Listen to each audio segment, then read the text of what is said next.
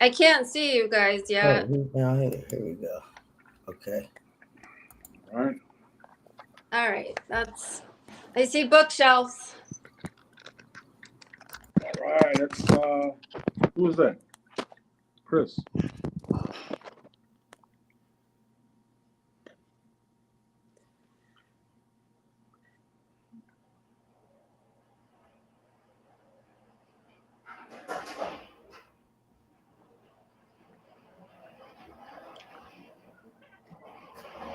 Hi.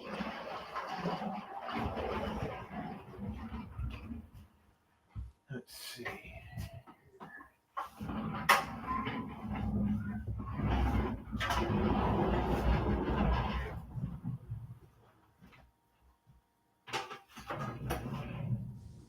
Hi, can you hear me? Yeah, I can hear you good. Can anybody hear me? Yep. Can you hear me?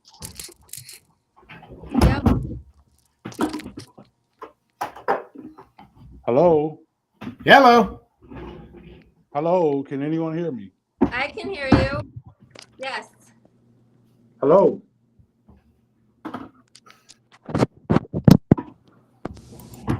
Hello? Testing 1, 2, 3. Can hear you, Daryl. It says the sound is up.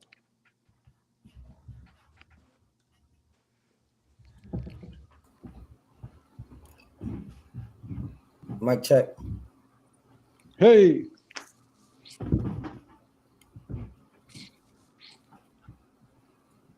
Hello? Yeah. Can you hear me? Yes. I can't hear none of y'all. Say something, Chris. Yeah, I'm Are good. you I here? can hear Hello? you 5x5, man. Okay. You're good, Daryl. Okay. Can you hear us, Daryl? I can't hear nothing. Well,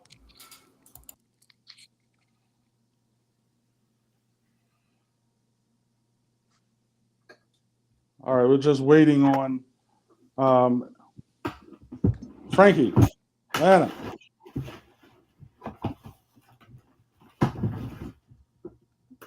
All right. You ready to roll?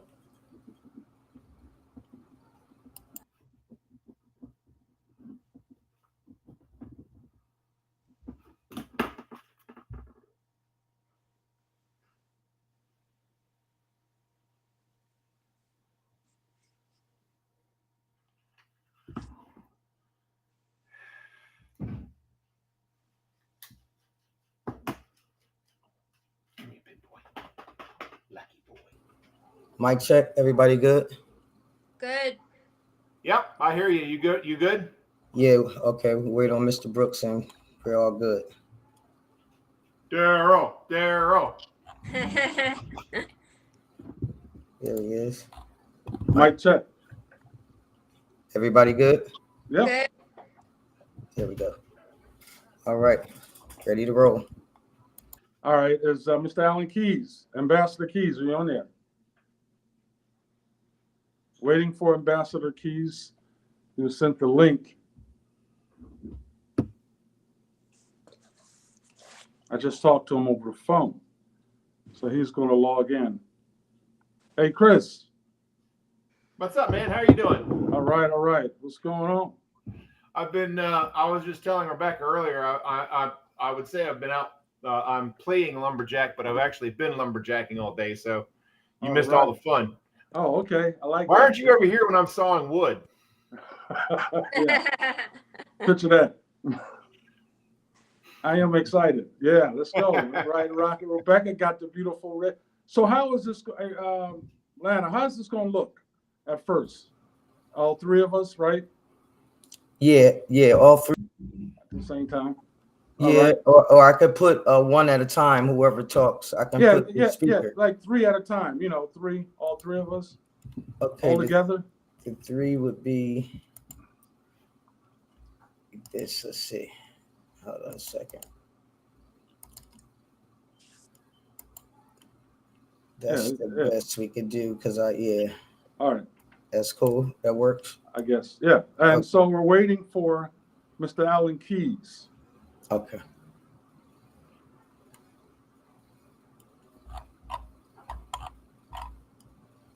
Oh, I love the red. Ah, American thank Cup. you. Oh, okay. Red, white, and blue. Red, white, and blue. And I love the bookshelf. That's the best ever.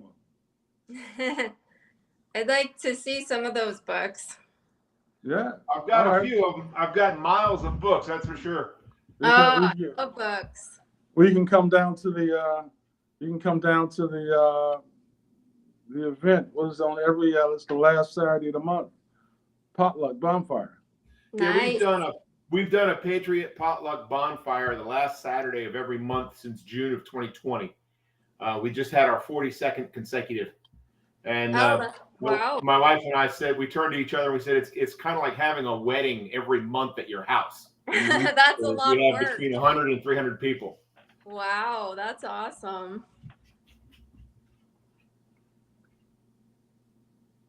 All right. It's usually I don't show our age. Usually the older people have a problem linking with the links. Atlanta. Hello? Yeah. Oh, he didn't check in yet? Nothing? No, nothing. Nope, not yet. No All right. one's Well, here. let me give him a call. I'll be right back. Okay, All right? okay, no All right, problem. I'll give him a call. All right, right back. Come on. Aw, who is Oh, that? that's Lucky. Yeah, Oh. I've got a bit of a cluster here. That's Oh. Lucky Oh, boy. he's so cute. Beagle? Yeah, definitely. Oh, Yeah. nice. I I got an inherited Australian him. Shepherd. I And- inherited him, and I had no intention of ever having a beagle. But man, he's an awesome dog. I've always had Jack Russells. Oh, nice. There he is. Hey, how are you? Hey. Welcome. We've got you now. We've lost Daryl. Oh, Ho! Daryl, Ho, There he there is. you go. Okay, there you hey, there he is. go. All right. So Lana, What's the best view? do I call you Lana or Frankie? Atlanta's fine. Do I call you Lana? Atlanta's fine. All right, Lana. Yeah. So all right, boom. So Lana. So this is how we're gonna do it. Basically, like when we go to the commercial break, you just go to the gun show, and then we'll take about a minute to come back on. All right, that's fine. All right. Yep. And then and then after that, so when we start the show, we basically introduce ourselves, and then Mr. Alan Keys, we're going to come on in like 3 minutes, as soon as the broadcast starts. After give us 3 minutes, and we're going to bring you right on. Okay. Okay. All right, let's rock and roll. I'm ready to Good. go. First show. Yes. All right. So can you hear me? You ready for that intro? All right. Did you send the link to my It's Facebook? going on there right now. You actually, I can't I'm- post on your Facebook. It's only going to be I'm gonna send it in a message. You can't, I can't post on it. Mhm. So just here we go. Give me a second. Hey, Rebecca, you at a computer? I'm on my phone. Oh, you're on your phone. Yeah. All right. So you're not at a computer, right? Right. No. All right. All right, it's going to your message right now. There. So hold on. Let me put it on there now. Hold on, so everybody can see it. Cause hold on. Okay. I got it. Hold on. Did you Hold get on. it? That's not it. Hold on. I don't know if that's it. Got it. I got it. No, it says "Welcome to America." That's it. Hold on. Grab the link. Here it is. Share. Message. All right. There you go. All right. See if that worked. Okay. Okay. So you'll give me your information to go into. We'll talk after that to go live. But you can put that on there for now. Oh wow, looks good.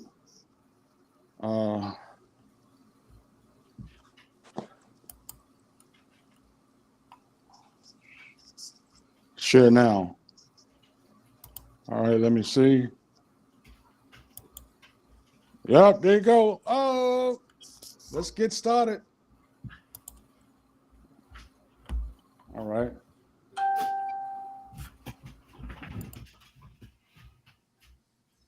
All right. You ready? Let's get ready to rumble. Yeah. All right.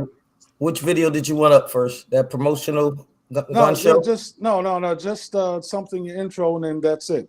So then we'll go to the violence that is taking place all around the country, all around the world.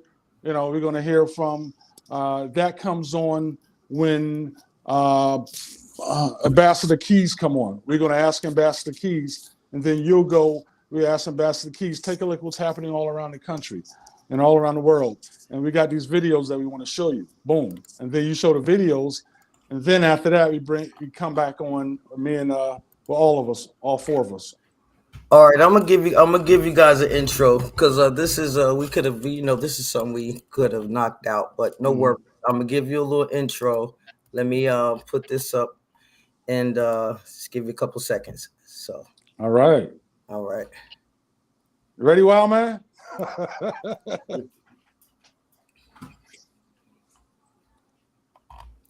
All right. All right.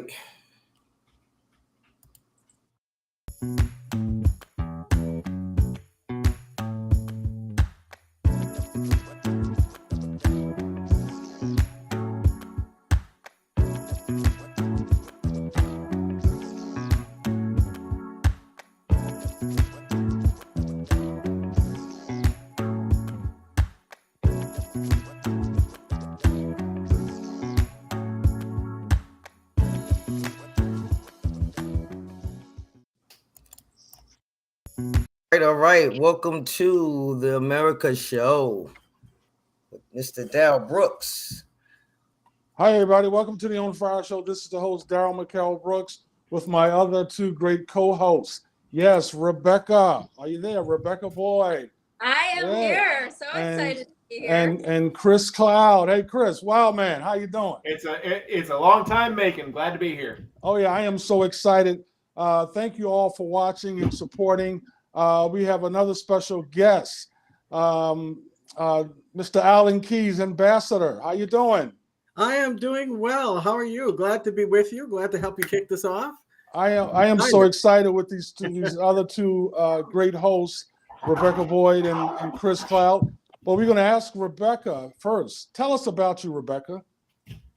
So I am just a big patriot and lover of freedom. And I think that the United States is the greatest country. And big Second Amendment advocate. I just really appreciate the rights that we have in this country. There's nowhere else in the world that you can go, even though we're not perfect, where you get the same individual rights as we do here in the United States. So I'm excited to talk about the issues. Also, we want to get a nice close-up of Rebecca so people can see around the country, around the world, can see Rebecca. Yes. Hey, everyone. Hey. All right. Thank you, Rebecca. And so we got the man from Virginia, Chris Cloud. How you doing, my brother Cloud? I'm doing great. I'm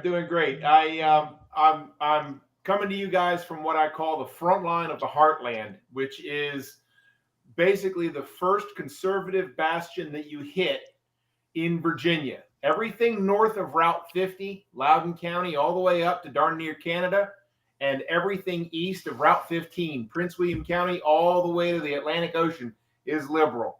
And Fauquier County, where I'm coming from, is the first conservative point that you hit. I say we are the farthest east in the flyover America. And you know, I echo what Rebecca said. America, I'll add that it is based on merit and opportunity. And I really look forward to bringing back the concepts of merit in this country, because that's part of what made this country great. Yeah, and it is exceptional. Yes, definitely, we're an exceptional country. You know, Chris, I had a hard time saying Fauquier County. It took me a while. It happens a lot. It happens a lot. Believe me. You got to be very careful with voice. Yeah, voice to text is difficult. Yeah. Oh, yeah. So listen, we're going to have exciting shows once a week. Hopefully we go 2 or 3 days in a week, but it's going to be exciting. I am just so happy to have you as the co-host, both of y'all. And it's a pleasure. And so we have our special guest, Mr. Alan Keyes, Ambassador Keyes. Hi. Hi, you ran for president in 1996 and 2000 and 2008, right? Am I right? Well, 96 and 2000 were Oh, my okay. So kind of most serious involvement Mhm. in all of that, you know. So that's and accurate. you ran against Obama. Well, and I ran against Obama in Illinois because the Yes. candidate who was supposed to run against him backed out, and people in the party, Republican Party in Illinois, asked me whether I'd come out and do it. And of course, at first, because I was in my right mind, I said no. Why would I do that? I was in Maryland. Mhm. But when I learned a little bit about him, I thought it would be worth it just in order to stand against this candidate who was coming forward in order to advocate for abortion and all of these things that I think are dreadful, but who also seem to be coming from that Marxist-Leninist viewpoint, which has now become more open. He was a little less open in his avowal of it than you see people do now. But I think it was a good maneuver because he was able to give a speech at the Democratic convention in which he actually sounded like a reasonable guy. Yeah. And then you actually get a taste of who he is. And he's one of those folks who I call it the anti-American Democrat Party now, because I think they've definitely rejected the founding understanding. And in particular, the fact that this nation was founded with reverence for God. And they just want to kick it out of the picture. So anyway. So listen, I just want to thank you. You're A-list. You're definitely an A-list guest and person. And we've seen you at the Rod of Iron Festival. What I met you at I think it was last year. So it's been you're an exciting individual, an exciting speaker. So one of the things that we wanted to talk about is what's happening all around the world. And it's happening, with the riots happening around the world, Israel, Palestine, what's happening there. But the problem is, will it come to America? And we're looking at the border, and these protests are happening all around the world. The producer can go to the protests and videos, and we will show you.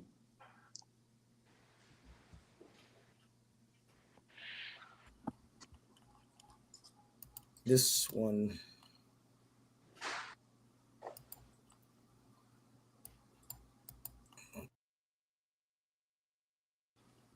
You want a gun show? No, the videos. Oh, Can you hear me? Yeah, got you.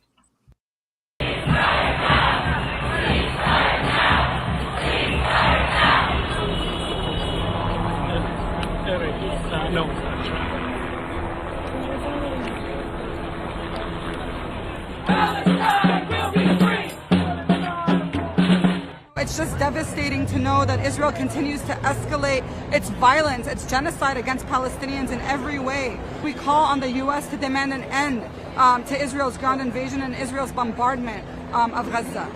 When we know that they cut the internet and everything that can get us involved with our families back home, we feel so sad. Please, everybody can help. Please, it's a time to help now. Stop killing kids. No peace! No peace! No peace! Wow. So we're going to start with Chris. Chris, what do you think when you see this? What do I think? It's an excellent commercial for for gun rights, for self personal protection. I think there were videos of protests breaking what I call the final barrier, where the protesters are going into people's houses as they marched that down in Washington, D.C. We see this frequently. Whenever something happens, there's this tantrum season. There's a period of time where globally people throw tantrums, and no one's ever held accountable for this.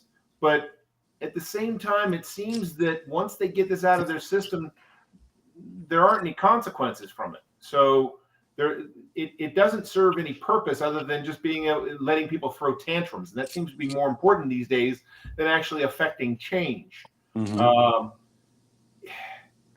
The interesting thing about this, going from the 30,000-foot view to the specifics here, Gaza the Palestinians are still hurtling armaments across the border.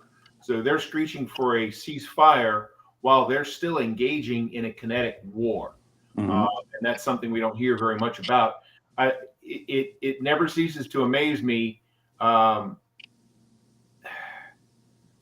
much projection the left commits. Everything that they say, then they accuse others of, they're doing. And isn't it ironic that the most intolerant and vitriolic and violent are the voices on the left? You know, none of these people would survive a week in Gaza. Yeah. Becca?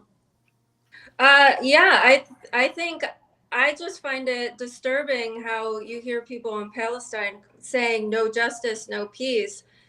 Israel is there because of what happened, because of Hamas. They're trying to get the people back who were taken hostage. Israel was the country that was invaded.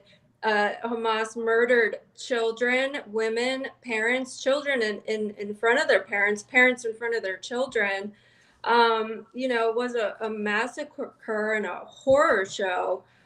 So when I don't hear people denouncing what Hamas did, instead they're saying death to Israel and death to America. That's what I don't understand. Israel is trying to defend itself and get its hostages back. They were the ones that were attacked and invaded. Well, we have a great expert on, Ambassador Keys. Give us your expert opinion on what's happening. Well, I think what they want to happen is that we should look at the massacre of 1,300 people, including children and people who were, by the way, doing nobody any harm. They were going about their business, and I think attending a peaceful music festival, some of them, and so forth and so on. And they come into the scene and kill them, and then have the nerve to stage demonstrations acting as if Israel is responsible for the violence. And I always find that appalling about these people, because they strike the first blow, they go in and kill people, and then if you do anything about it, you're the bad guy. That doesn't work. And I think it's not working in most of the world, because we can see through that and understand that the aggressors are the ones who are responsible for the death. And we are not expected anywhere in the world. You shouldn't be expected to sit back and take that in order to invite further aggression. And these are the people who will then chant, as people were doing on campuses in America in support of this atrocity. What were they doing? They were chanting that Palestine will not be free. It must be from the from the river to the sea, and so forth. Meaning to say you got to abolish Israel. So they announced that theirs is the vendetta, and it's not supposed to be this way, because actually Hamas was given the rulership over Gaza. Right? Yes. When they were able to establish a situation where that was supposed to help guarantee the peace, and Israel withdrew. And what did they then proceed to do? Did they then proceed to produce the best government they could and get people in Gaza into a situation which, by the way, the Israelis would have cooperated with, right? And I noticed that people always neglect this. They act as if there is nothing going on. But Israel has actually worked with its neighbors when they want to work with them in order to help them improve their situation, in order to help build businesses and give and make sure that people will have jobs and all of this. But that's not what Hamas was about. Hamas then proceeded to dig itself in, build a military infrastructure in which they have stored all kinds of weapons and munitions and so forth. And over top of it, in order to create hostages, they then build and have people living who are the Palestinians who live in Gaza. And they obviously meditated this for a very long time. in order to create a situation in which they would go in, they would start the atrocities by killing 1,300 people, and then they would claim that when Israel mobilizes in order to respond to their violence, Israel is attacking innocent people. No, Israel is attacking the people because guess what? Hamas has built its military infrastructure, all the place where they store the munitions and have their meetings and do their training and so forth. It's all built under the city of Gaza. And that means that the hospital that they claimed was bombed by Israel, but was actually their inept use of one of their own weapons. They are obviously using the people there as cannon fodder. That's not what responsible government does. And it has nothing to do with making the situation better.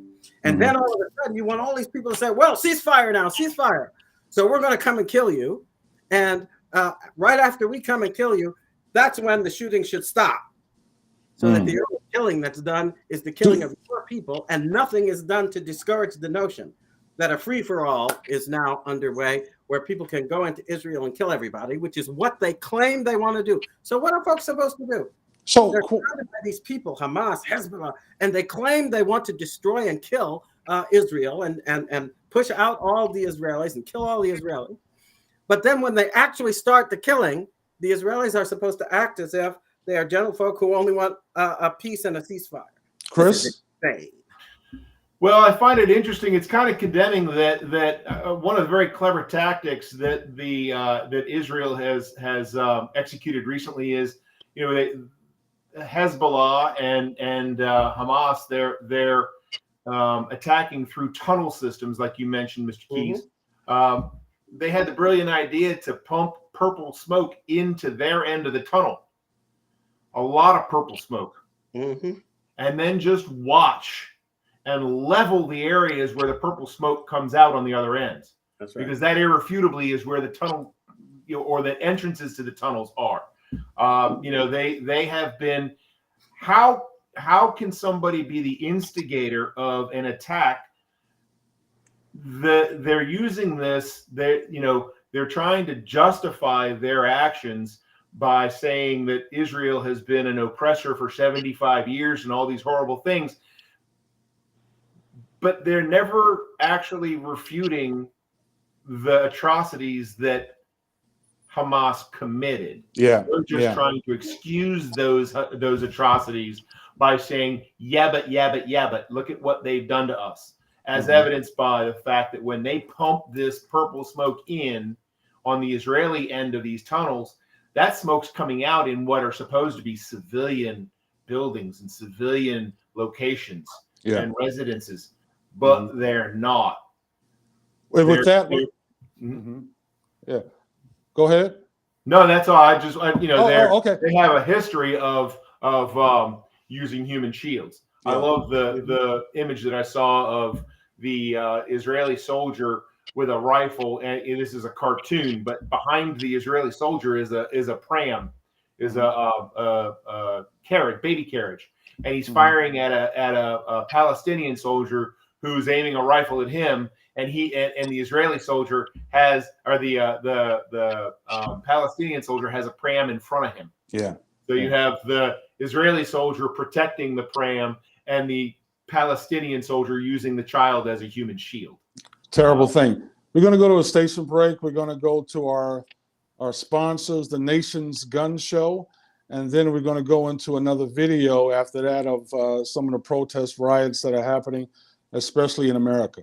We'll be right back. This is the On Fire Show with Daryl McKell Brooks, Chris Cloud, and Rebecca Boyd, with our very special guest, Ambassador Alan Keyes.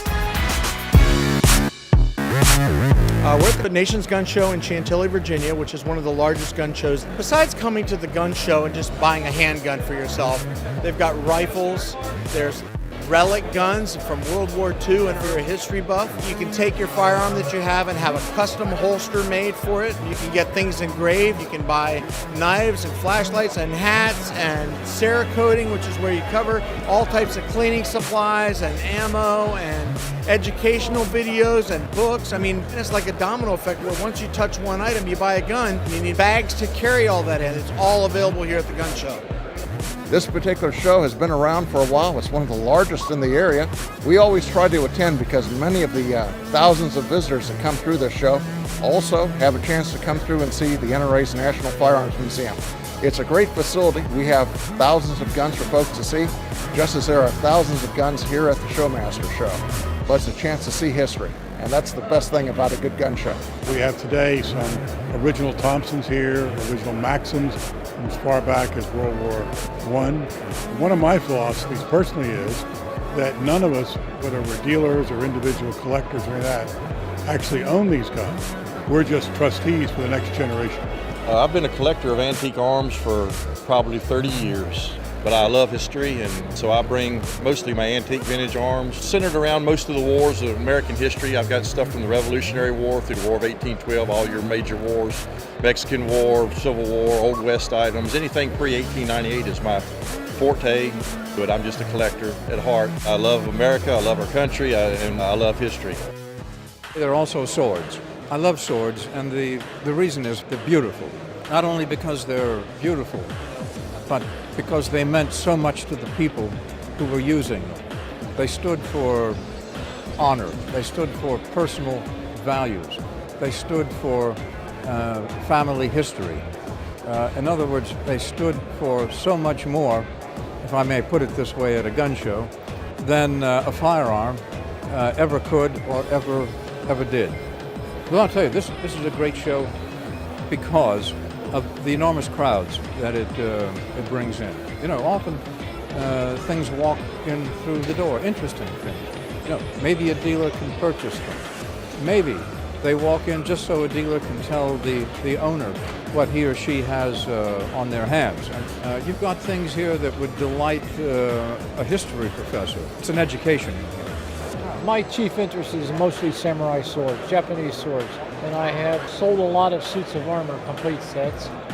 Most of the swords you find in this country were the ones that were brought back by the military after World War II. And a lot of them bring them to me, they say, this is my uncle's sword, this is my grandfather's sword that he brought back, tell me something about it. So I take it apart and analyze it and give them all the information they need. The fun of it, the swords, in like any collecting, is the knowledge, what you're learning and what you're getting out of the study. Knives are like firearms. You have rifles, you have handguns, you have automatic. There are a lot of different types of knives. And so what we do is offer a large selection in all of the major areas. So outdoor sports, including hunting, backpacking, camping, those kinds of knives, which are completely different from custom and collectible knives, which are different again from everyday carry folding knives, pocket knives, and we carry knives that range from about $20 to several $1,000s. Knives are an investment not unlike firearms, and we carry products for that. And what we bring to the shows, 600, 700, 800 most popular knives. Mostly people, they come to the gun show, they're very educated. People, they bring their family, they bring their children to show them how to buy a knife, how to handle knife, how to handle the gun. They all family people and they enjoy their life and they enjoy their hobby. I do have some regular knife, then I have some handmade knife in the USA, right here in Virginia. Each one they put their name on it too. First and foremost, what we've been able to provide is a wide range of training from the very bottom level, which is a Virginia certification course for being. All right, we're back. Welcome to the On Fire Show. We're here with Daryl McKell Brooks, Chris Cloud, and Rebecca Boyd. And we have our very special guest, Ambassador Alan Keyes. Ambassador Keys, you've been seeing the videos about the protests here in America. And we've seen the ones around the world, but at some of these universities and cities, should Americans be worried about violence that could take place right here in our own cities? Well, I think we ought to, and it's a function of something that unfortunately has become even more acute during the course of these Biden years, which if we're not careful, they're going to be the years that the Biden locusts were eating up America, because I think they're doing such damage that we're going to be hard pressed to recover from it. And that's particularly true with the neglect of the southern border, and essentially taking an attitude, just y'all come. We actually stem the tide and come to an understanding, because I don't know that we just want to discourage people who are looking for hope from coming to America.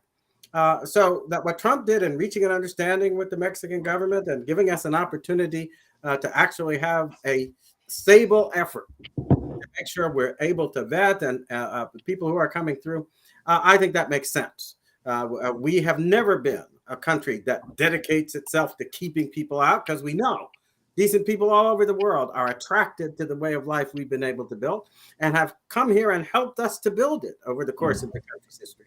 So I don't know that we are, that people always try to portray it as if we don't want immigrants. That's not true. All of us, for various reasons, including, of course, being dragged over here to work on a plantation.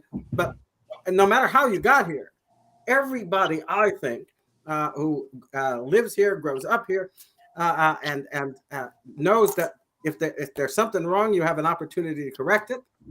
Otherwise, you have amazing opportunities to build life for yourself, for your family, for your community. And a lot of people are going to be attracted to that, and et cetera. But in the process of neglecting our border, this guy, I think, has let cadre come into the country. Because who is working with for instance, the drug cartels in Mexico? It's Communist China. So if the Communist Chinese are providing the fentanyl and the drug dealers are making their money, what are the Communist Chinese getting out of it? Getting an opportunity. They're getting an opportunity to establish that relationship and then use it in order to make that a base from which they can send across our border people that I think they have put in place for that day when they're going to try to make good on their promises of knocking us out of our position as a leading nation in the world. And that's just the part of it, right? Because the fentanyl they're coming in, that's a direct attack on hundreds of thousands of American lives that are being lost on account of that. But what I see, therefore, is this open border thing is actually a way for people who want to destroy America to plant the human resources. I've had many and read many of these reports that a lot of the men coming across the border, they don't come with children and families and all of this. They're just able-bodied people who look like they're most fit in the world to be part of some militia and so forth and so on. Terror cells. Yeah, the cells. So that we will suffer the terror in the future. And I think when we're looking at what's going on in Israel, you think of, oh, that's over there. No, they're obviously going to bring that here. And I wouldn't be surprised if part of that doesn't involve taking advantage of the Biden weakness on the border in order to already have planted cells here that are waiting for the signal to start killing us. Yeah, Rebecca is a Second Amendment supporter, and she is ready, and she is strapped, and she's waiting for him. That's it. Right? That's right. So, Rebecca, tell us your insight on, what do you think, and especially as a Second Amendment, you know everything about the guns, and so tell us about protection, and especially as a female, right. Do you feel protected, and how should other females be protected when this situation, if a situation ever arrives? Right. Well, we saw the videos of what happened in Israel. People in their home were helpless and invaded in their own houses with babies and children, and they were left defenseless. Israel has strict gun control. For most people in Israel, it's very hard to get a gun to defend yourself with. It's not like it is in the United States. So what happened is kind of like what happened in Ukraine. You know, after an event like this happens, then the government's kind of like, oh, okay, well, maybe we should make it easier for people to get firearms. Ukraine, when the war started, we were shipping them semi-automatic and automatic rifles, people who had never even handled a firearm of any kind before. It's better to be able to be armed and able to train and be prepared rather than not, and find yourself in a circumstance where you can't protect yourself. So the Second Amendment is, it is our individual right as a woman. It's the great equalizer, as they say. Yeah. So we're going to go into another video of some of the riots and the protests that are some in America and around the world, and we're going to elaborate on some of the things that we've been seeing. Lana?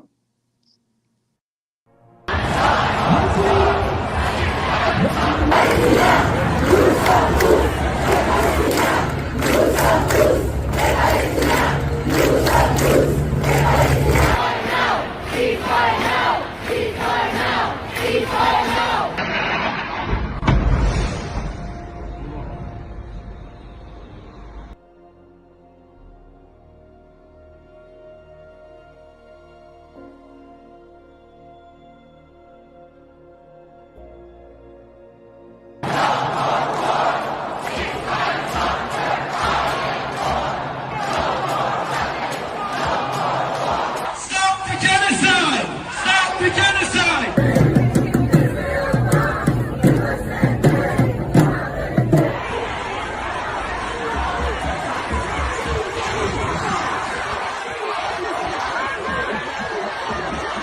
Ceasefire now! Ceasefire now! Ceasefire now! Ceasefire now! Ceasefire now! Ceasefire now!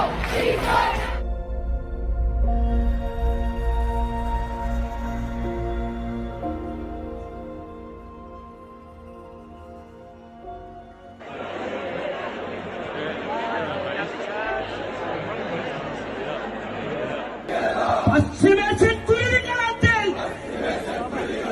पश्चिमेशील तुरीकरातील मनुष्य रक्तम चालीत तळुकी मनुष्य रक्तम चालीत तळुकी भीकर राष्ट्रम Israel भीकर राष्ट्रम Israel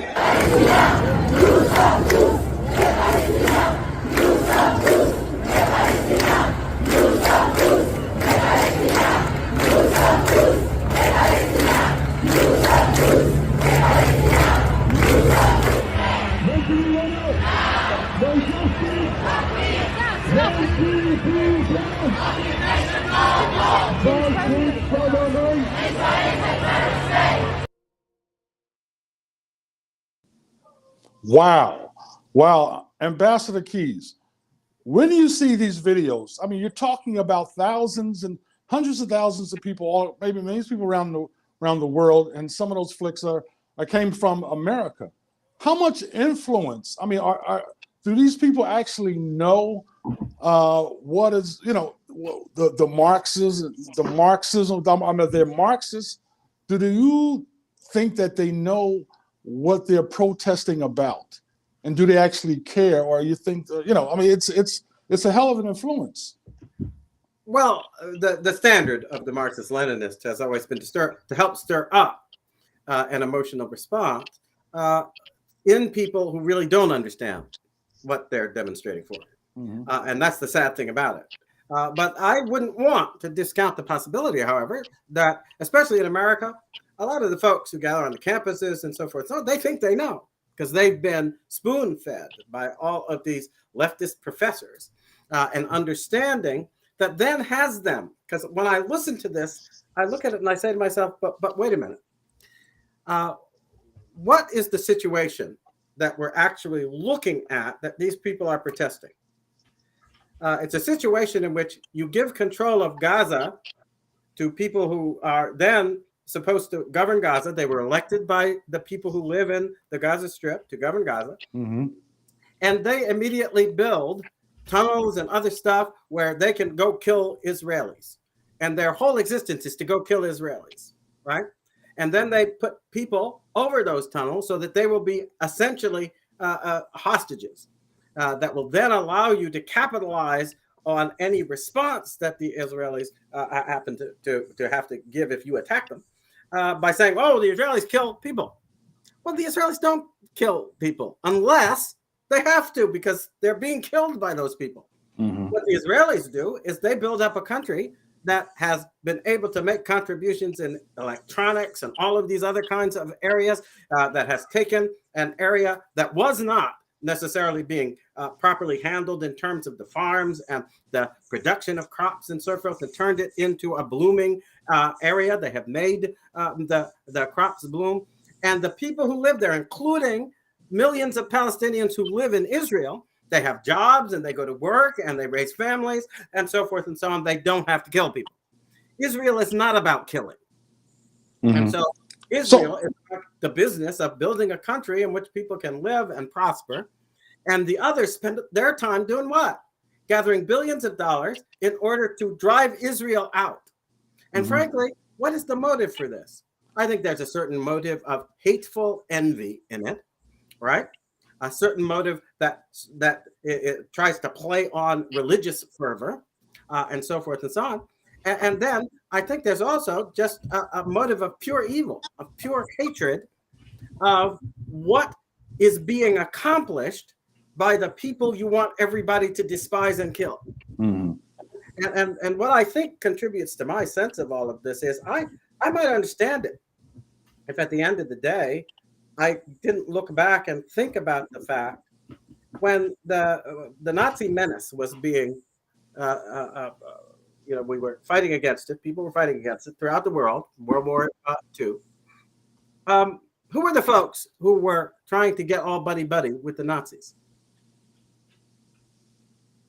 It was the people who were fighting at that time to liberate Palestine and that whole area from of the British and these people, right? Mm-hmm. But they chose to ally themselves with the monster. I think the outcome for them would have been entirely different if they hadn't allied with the monster. Mm-hmm. But in any case, how the treatment has not been that they want that nobody was willing to allow Israel to come in and take over their jobs and take over their territory and so forth and so on. That's not what happened. Mm-hmm. But what has happened, I think, has been a deep embarrassment to a lot of the people who claim them to be governments like Hamas, and they're supposed to be doing things to lift up their people, and instead they're doing things to turn their people into hostages to fortune so that they can launch a war against the hated people of Israel. And what is their real motive for this war? It's not that they're killing Palestinians and so forth. The Israelis have never started the battle to go kill any of the Palestinians. Mm-hmm. Yeah. Started the wars. Yeah. From the moment that they got there, and were trying to build up basically a homeland for people who had been scattered throughout the earth and didn't have one, to return to their place of origin and build. Mm-hmm. And in a relatively small little chunk of the area. And I think what happened is that they started the first thing that they had to do was to defend against people who, from the moment that happened, had one motive in mind: to go kill the people of Israel before they got a foothold. Yeah. And I look at the result and I think they built a nation that is now in many respects the envy of the world, and they have shared that with anybody who wants to work peacefully with them. Yeah. Right. Yeah. And so you're not excluding other people who are Palestinian and so forth and so on. And then they are ringed around with these, I think, self-interested little tyrants. You look at their governments, and their governments are oppressive. Their governments are destroying the rights of people. Their governments are not respecting the basic, how can I put it, the basic potential that every human being has to make life better for themselves and their families. That's not what's going on in a lot of the countries that circle Israel and want to destroy Israel. Instead, they're repeating the same old pattern that basically dominated in the Middle East throughout the ages, which was the pattern of a little clique of people getting absolute control and turning the rest into some form of slaves. Wow. And I think that this is sickens me. Yes. And this is what they're claiming. And got so many of these people who are going against Israel on the premise that Israel is doing something bad, when the only country that's prospering as it should prosper are the Israel and the people who are willing, like Jordan, to come to a peace. Has Jordan been bombed and attacked by the deadly Israelis? No, of course not. They have prospered since they made peace with Israel. And I think that's all that the people of Israel want to do. They want to be able to have that prosperity. They'll share it with the people in their region, but that would then put the people who have been the rulers on the spot because they haven't been producing for their people and they know it. Chris, you there? I'm here. How are you doing? I know you. How you doing? So give us your perspective of when you've seen the videos, and the anger of so many of our college students. And when you see these college students, they're inner city suburb, they are American students, Black, white, Spanish. Even you have some from other countries that are in our colleges right now, and you see the anger and the hatred of when they speak about the Jewish people. I mean, does that bother you at all? That's the only part that I'm concerned with. Like with Ukraine versus Russia or any other, for the vast majority, conflict that we've been involved with, my concern is how is it affecting life in America? And when I look at these videos and I see these news clips of what's going on, not just on universities, but in city centers, two things strike me. First is the number of people that thousands. hold these ideals. Yeah. The second thing that strikes me is the double standards by which they're living, by which they're applying this reasoning. But the focus that I really am concerned about is when somebody like Alejandro Mayorkas stands at a podium and says, our border is secure, our border is secure.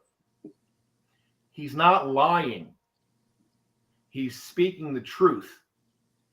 I put it to everybody.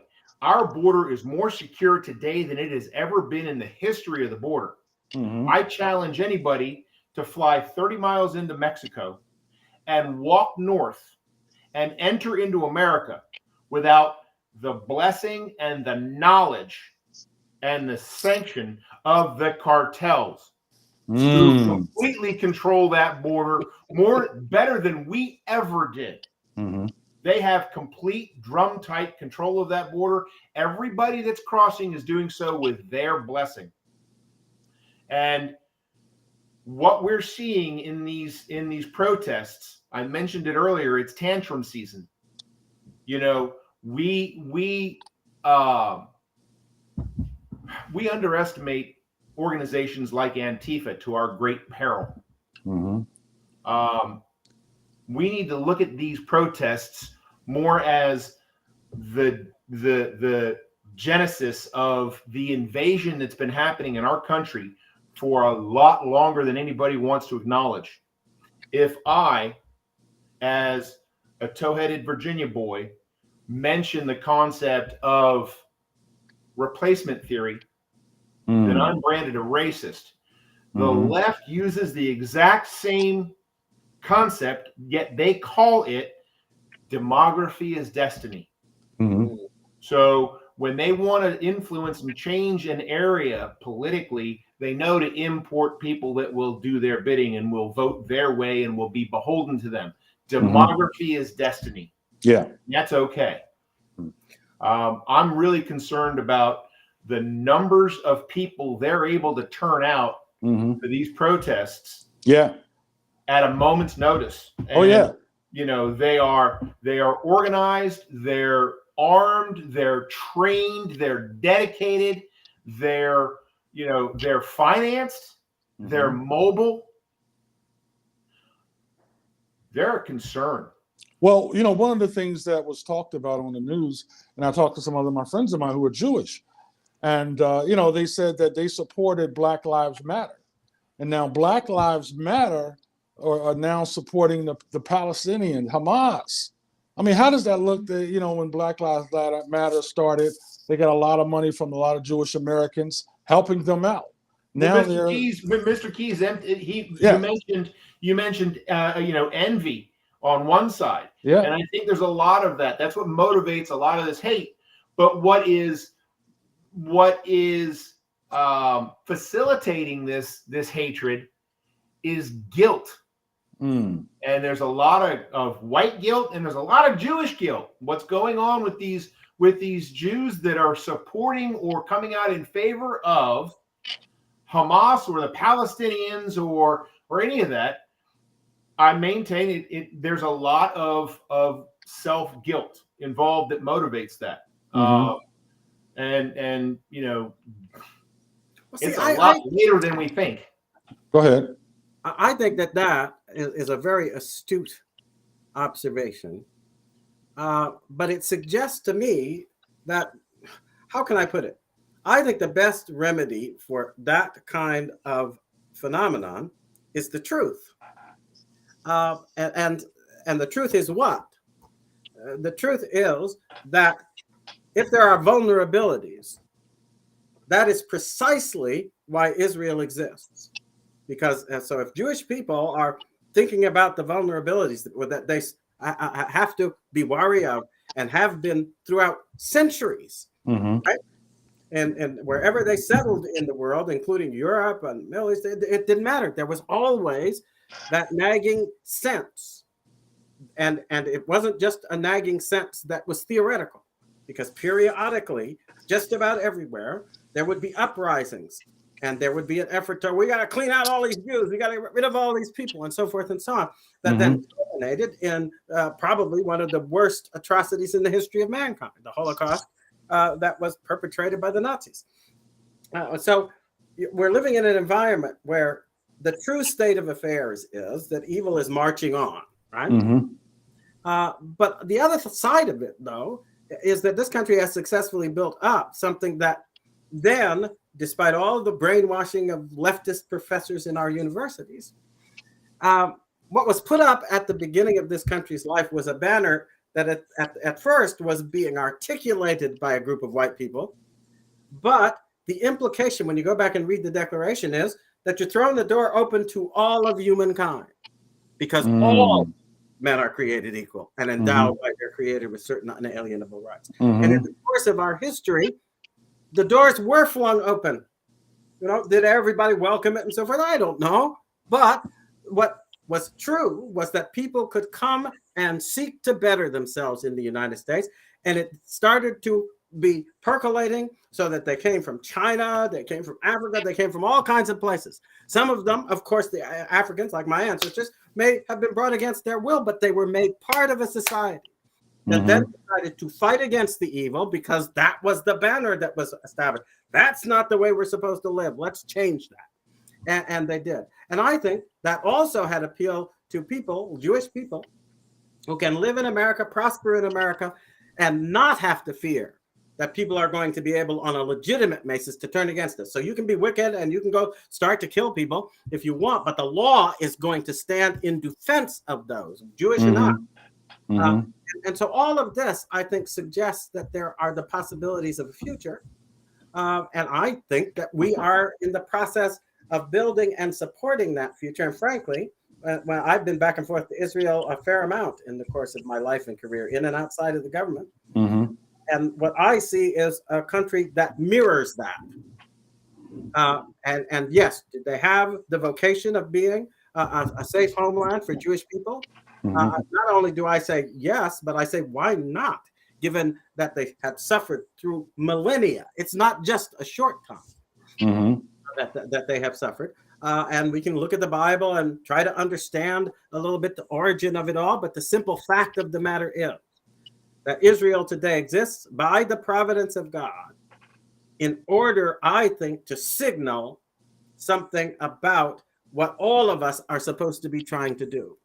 and I think that that's being severely resisted by people who don't want the success of a country that actually respects humanity. Only want the success of countries that respect power and worship it as the be all and end all of human existence. And with, okay. And with that, Ambassador, Alan Keyes, I just want to thank you for coming on, and you're welcome to come on anytime. You're A-list guest. You're the man. Wiley is one of the most intelligent political thinkers in the country. And when I had you, and I talked to other people about you, and they was like, well, they have to watch Alan Keyes. He's highly intelligent. He knows his thing, and he's a special type of guy. Well, I want to thank you, Daryl. I want to thank you for starting this show, and I know that from all I have known of you, you're going to make good use of it. My experience, I want to thank you for your guest today, because I think what we need is an uprising of people who have patriotic common sense and are implementing it in their lives to make sure that we defend this country, defend ourselves, defend our families, and at the same time, we don't lose sight of the fact that all decent people in this country are committed to making our promise to humanity a success. Yes. And I believe that somewhere in the heart of every American beats that pride in seeing that if we work together, we're not just bettering ourselves and improving ourselves and getting money and power for ourselves. We're making a difference for the prospects of the entire human race, sending people a message about what is possible when human beings work together under the rule of God's righteousness. All right. Well, thank you. We're going to go into a 30-second break. We're going to come back with the team. And listen, Mr. Alan Keyes, I will call you after the show. You're welcome to come on anytime. Anytime you got any issues about, you're welcome to come on the On the Fire show. Welcome to America. I appreciate it. I thank you for having me. All right. All right, guys. We'll be back in 30 seconds.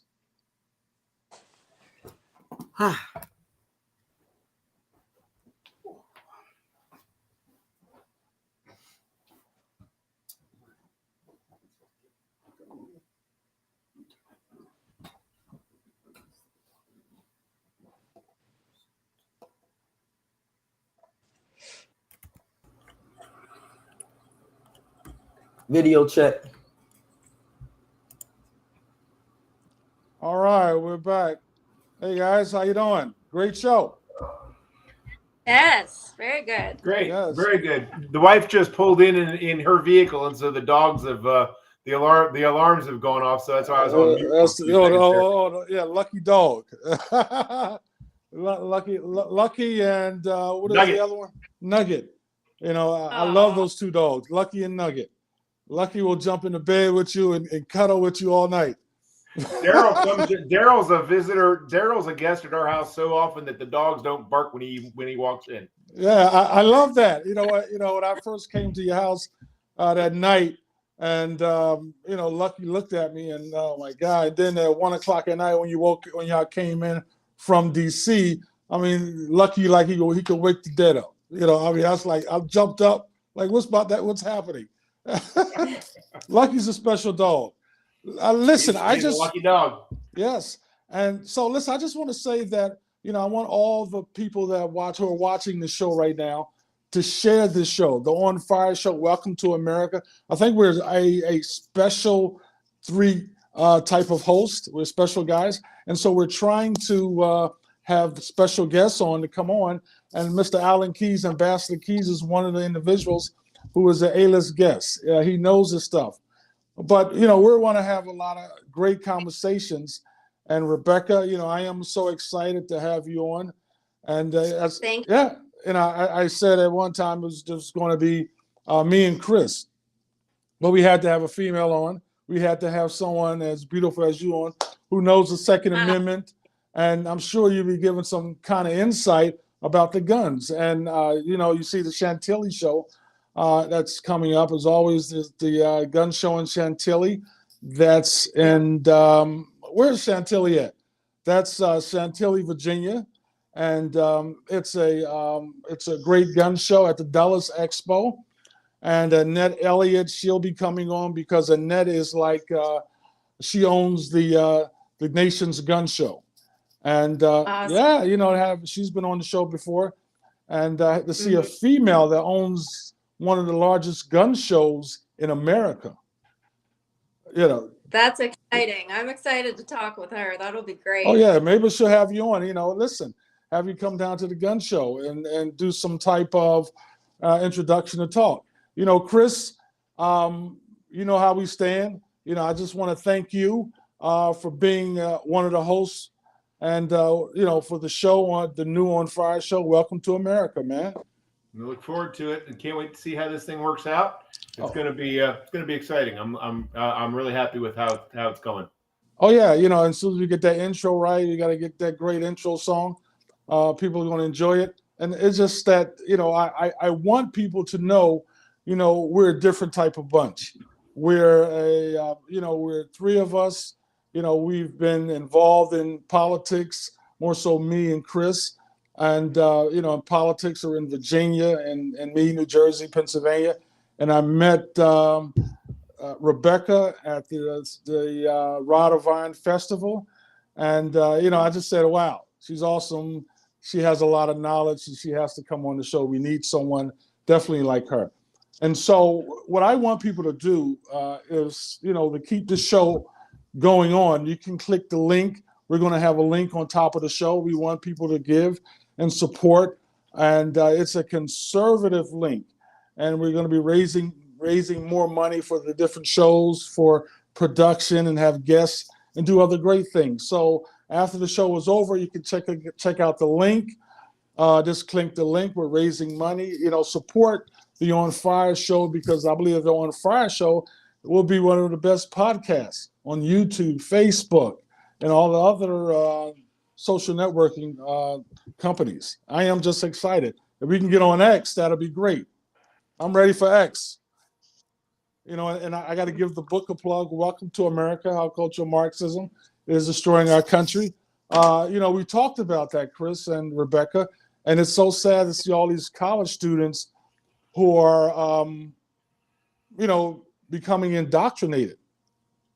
Yes, the lack of them being able and capable of critical thinking is extremely scary. It's like this group think where, you know, they're just kind of falling in line with what they think that the cool thing is, or what their liberal professors are saying. And a lot of them don't even know the facts or what Hamas really is like or what they stand for, their radical ideology.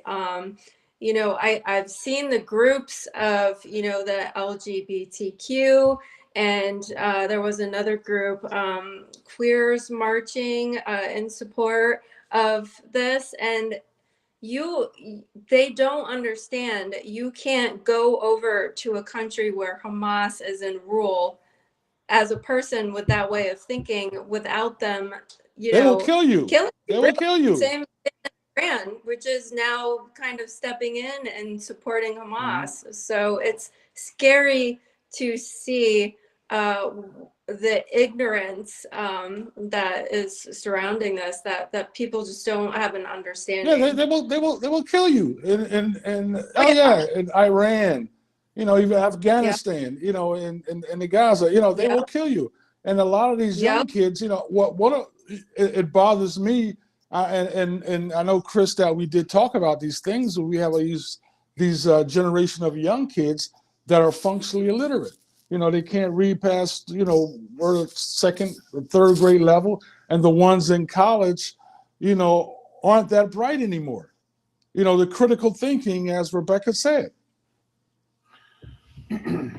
I remember growing up, I'm of an age where, as I matured, it was the generation right behind me that were cutting edge, really, in as much as I remember